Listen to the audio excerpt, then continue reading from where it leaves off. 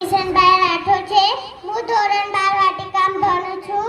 હું આ તમને એક સરસ મજાની વાર્તા કહીશ. મારી વાર્તાનું નામ છે લપલપિયો કાચબો. એક ગામ હતું મોટું. એમાં ઘણા બધા માણસો રહેતા હતા. એ ખેતી કરતા હતા. એક દિવસ એમને નક્કી કર્યું કે આપણે ચલો તળાવ ગોળ્યું મોટું.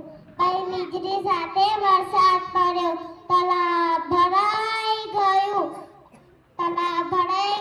એમાં માછલીઓ, કાચબા, પક્ષીઓ રહેવા છે.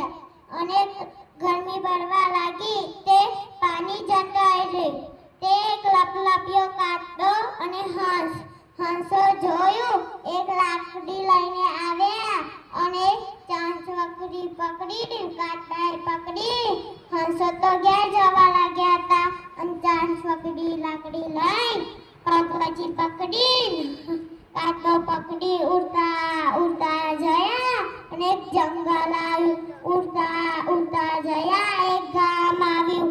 એમાં બધા માણસો જોતા હતા. જોવો કાચબાઓ ઉડે છે.